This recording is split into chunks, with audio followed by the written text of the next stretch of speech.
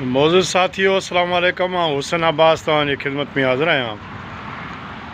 ॿ चार ॾींहं पहिरियां थरपारकर जे तालके नंगर में हिकु वाक़ियो पेश आयो त स्कूल मिसरी शाह में उस्ताद आहे मेगवाड़, उनखे कुर्सी बि नथी ॾिनी वञे, पाणी बि उन गिलास में नथो पियारियो वञे, उनखे अक़िलती हुजण सबबि मुसलसल तंग कयो वञे थो। ऐं अहिड़े क़िस्म जो हिकिड़ो इंतिहाई ॾुखाईंदड़ चिड़ ॼारींदड़ वाक़ियो पेश आयो आहे। मेगवाड़ बिरादरी त पोइ बि सॼी सिंध जे बिरादरियुनि खां वधीक पढ़ियल लिखियल आहे, महज़ब आहे। पहिरियां त उन्हनि खे इहो ॿुधायां मेगवाड़नि खे त परेशान थियण जी त ॻाल्हि ई कान्हे का। तव्हां त सभिनी खां वधीक पढ़ियल आहियो, तव्हां त ज़बरदस्त क़िस्म जी थर में हिकिड़ो तइलीमी इनक़लाब आंदो आहे। तव्हां तमामु वॾनि वॾनि उहिदनि ते पहुता आहियो ऐं तव्हांजी महिनत जारी आहे। तव्हांजो रस्तो केर बि नथो रोके सघे। तव्हां सिंध में नवां तइलीमी लाड़ा पैदा कया आहिनि। तव्हां कमज़ोर तरीन बिरादरियुनि खे तइलीम पिराइण जो उत्साह बख़्शियो आहे। तव्हां महज़ब आहियो, उत्तम आहियो, तव्हां सभिनी खां वधीक मोतबर आहियो।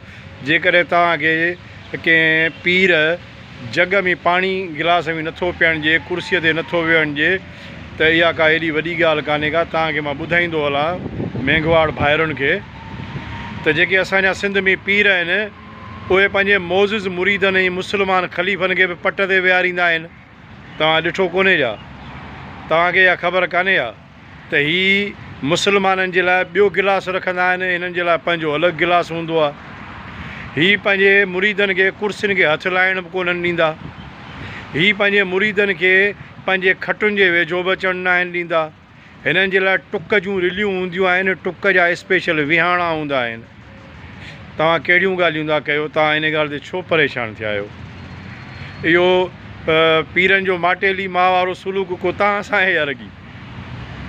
मूं जे चयो न, तव्हां त भई तमामु पढ़िया लिखिया आहियो, तव्हां त वरी इन्हनि सभिनी खां अॻु खणी विया आहियो ऐं इंशाअल्लाह तव्हां सिंध में हर पोज़ीशन ते तव्हां हूंदव जेका तव्हांजी महिनत आहे। हाणे उहो रस्तो रोकणो आहे मेगवाड़नि खे नज़रअंदाज़ करे। ऐं हो उस्ताद बि को मूं वांगुरु को अहसास कमतरी जो शिकार हो, जीअं इहा शिकायत कई। शिकायत न करणु खपे। ऐं कंहिंसां शिकायत था कयो? माना कहिड़े मालीअ सां तव्हां बाग़ जी शिकायत था कयो? शिकायत न कयो, पंहिंजो रस्तो जेको तव्हांजो आहे उन ते हलंदा रहो। हे सिंध में जेका मुरीदनि सां हशर पियो थिए, कुते जहिड़ी मुरीदनि सां थिए थी। मुरीदनि जी अहमियत ऐं हैसियत इहा आहे त उन्हनि जो ॾनु वणे थो, धन वणे थो, ज़न वणे थो, ज़मीन वणे थी, मुरीद नथो वणे। मुरीदनि जूं छोकिरियूं वणनि थियूं, मुरीदनि जूं पोड़ियूं नथियूं वणनि। कुंवारनि छोकिरनि खे फैज़ मिले थो मुरीदनि जे खे पीर ॾियनि था।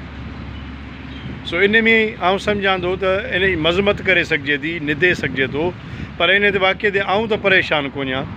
चङा भला जेके मुस्लमान मुरीद आहिनि उहे सॼो ॾींहुं उन्हनि जा बूट चटींदा आहिनि पीरनि जा, उहे पॉलिश करे उन्हनि खे पाराईंदा आहिनि। त ख़तरनाक सुलूक त मुस्लमाननि मुरीदनि सां थी रहियो आहे। न्याणियूं बि उन्हनि जूं अगवा थियनि थियूं, हवेलियुनि में बंदि आहिनि, लाश बि हवेलियुनि मां मिलनि था, मिसिंग बि हवेलियुनि में थिए थी, ऐं जेको आहे सो हवेलियूं मुफ़्त में उन्हनि खे माण्हू पालनि था, माण्हू उन्हनि जो फ़सुलु आहिनि। सो आउं सम्झां थो त इन उस्ताद मेगवाड़ खे परेशान न थियणु खपे ऐं सॼी मेगवाड़ बिरादरीअ खे परेशान न थियणु खपे। तव्हांखे त ख़ुशि थियणु खपे त तव्हांजी अहमियत खे जेको आहे सो उहा वधे पई, उनखे बूस्ट पियो मिले। वॾनि वॾनि पोस्टुनि ते मेगवाड़ वञनि पिया ऐं इंशाअल्लाह वेंदा। तव्हांजो कोई रस्तो नथो रोके सघे। हा, मुस्लमान मुरीदनि जो रस्तो रुकिजी वियो आहे। उहे सॼो ॾींहुं मुननि में वेठी पीरनि जा पेर चटनि था। तव्हां उन्हनि खां वधीक अहमियत रखो था। तव्हां कंहिं पीर जी ग़ुलामी कोन था ॾियो, तव्हां पंहिंजे वालिदेन जी ग़ुलामी ॾियो था। एजुकेशन तालीम पिरायो था पिया, पंहिंजी महिनत कयो था पिया। को बि पीर तव्हांजो रस्तो न रोके सघंदो। ऐं सिंध में जेको ओरिजिनल सादात आहे, सैयद आहे, उहो उत्तम आहे, उहो मोहतरम आहे। उहे तमामु थोरा आहिनि। उहे पंहिंजे कसम परसी जी ज़िंदगी गुज़ारींदा, इबादत में गुज़ारींदा।